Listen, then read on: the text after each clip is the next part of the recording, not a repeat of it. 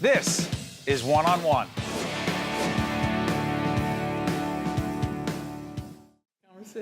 We are pleased to be joined by Michael Gerber, one of the great public school teachers in the state of New Jersey, teacher in Mullica Township School District. You teach history. I do. With a very unique approach as part of our classroom, well, part of the Classroom Close-Up series we do in cooperation with our colleagues and partners at the NJA. We're about to see a clip. What kind of history are we talking? Well, it's history, but it's a modern history. It's history with a twist. We look at history through the lens of science, and we do so with this grand narrative of over 13 billion years. Just 13 billion? Just 13 billion. So it's quite fascinating, to say the least. And you know this clip we're about to see from Classroom Close-Up, but not everyone else has seen it, right? I have, yes. We're going to see it right now, together. Okay, cool. This is from Classroom Close-Up. Check it out. So I am Fluorine Man, and I am Magnesium Girl. So together we make magnesium fluorine. Michael Gerber students cover a lot of material. 7th graders are analyzing nutritional intakes to create an ideal school lunch. 8th graders are trying to convince an imaginary town to adopt renewable energy. 6th graders are doing experiments to understand asteroid impacts, and 5th graders are learning how elements combine to create chemical compounds. Sounds like health, government, astronomy, and chemistry, right? Actually, it's history. Big history. We look at history through 13.8 billion years. And big history essentially is a history course, but there's a twist. It's a history course through the lens of science, where we approach it with different insights through historical and scientific approaches, where students are able to create this one long, beautiful, coherent story where they're able to understand people, civilizations, and how everything around us is connected. Yesterday, I had you go back and look at your nutrition, your daily diet. This course was designed by a gentleman named David Christian, who taught it at collegiate level, and Bill Gates happened to stumble upon this course, and he thought to himself, wow, this course is amazing. He approached David Christian to say, hey, could you implement this at a public high school level? 7th grade, we just finished a project called Feed the World. And in that project, students have to figure out historical trends of different conditions that support the Earth, such as population growth, food production, and then they have to figure out at what point can the Earth stop supporting us. And now what's the trend or pattern? It's going up. It is increasing, for sure. Mine is 102 fats. The students are really going to get a bigger perspective of, do I have to change my eating habits, and do others have to change their eating habits? Remember when we started off this unit? I had you guys create or think of the best school lunch ever. You guys like barbecue ribs with pizza. And you made it very, very delicious, which was the prompt. But now, you're going to do this again. This time, you're going to take everything that you've learned, what's delicious as well as what's nutritious. One school lunch for every kid in the nation every day. You have to make sure you don't go over the limits. I'm only getting protein. I got orange juice. I want them to take away the bigger picture of who they are, their purpose, perspective on life, how to treat others, how to solve problems, and to try to open their minds up that, you know, it's bigger than yourself. It's bigger than the person next to you. It's bigger than all the plants and animals out there. It's huge. It's universal. It's big history. Make your predictions, go. How into it are these kids?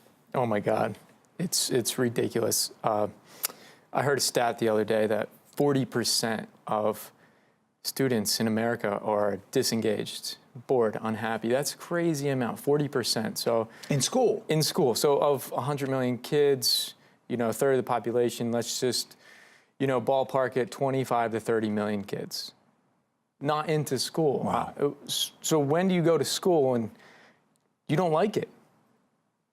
This course is a way for kids to shed the barriers, make connections, put it together. One of the first things I do, first day of school, is I dump out a jigsaw puzzle.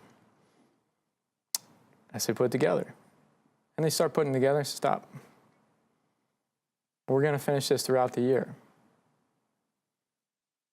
They go, well, we want to finish it now. We want to see. That's not how life works. It's not how this course works. At the end of this, like an artist, we're all going to see each of these jigsaw puzzles. It's going to be similar, but for ourselves, we're going to see different answers, different clues. And big history is kind of like that, pulling together all these disciplines, biology and astronomy and cosmology and history, just to mention a few. And at the end, the kids not only have questions, but are able to answer some of those questions and personalize it for themselves. And just looking at it from this grand narrative ultimately gives them perspective. It changes these kids. At such a young age, to get perspective at a young age, which the thing all of us are constantly looking for, especially at the young adolescent age of purpose. Who am I?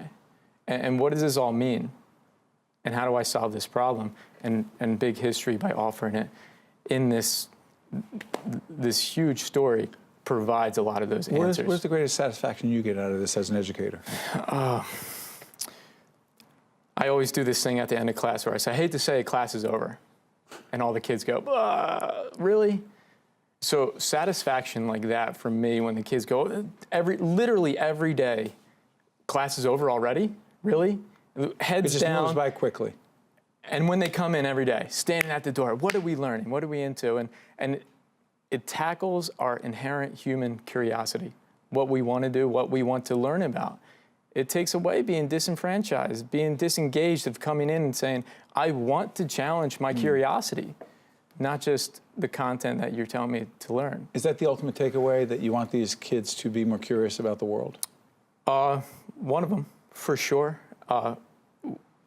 How we implemented it in the middle school, because this was first on the collegiate level, right, and then brought into high school, and then we manufactured and modified it into middle school. And I'll tell you a little example of a story. Real quick, go ahead. I seen a kid come back 2 years later, and teaching is very abstract, right?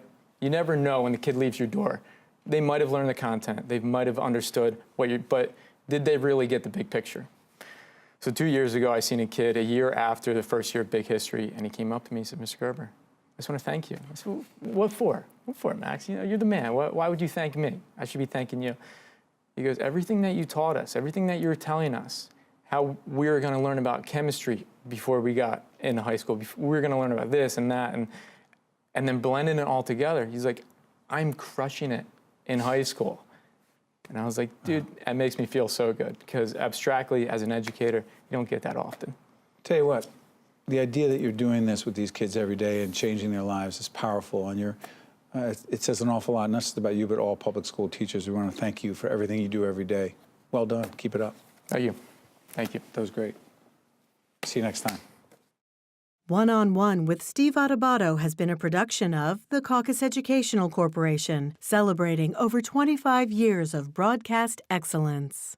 Funding for this edition of One-on-One with Steve Adubato has been provided by the New Jersey Education Association, Wells Fargo, Horizon Blue Cross Blue Shield of New Jersey, Hackensack University Health Network, Hackensack University Medical Center Foundation, NJM, and by Partners for Health Foundation. Transportation provided by Airbrook Limousine, serving the metropolitan New York, New Jersey area. One-on-One with Steve Adubato has been produced in partnership with TriStar Studios.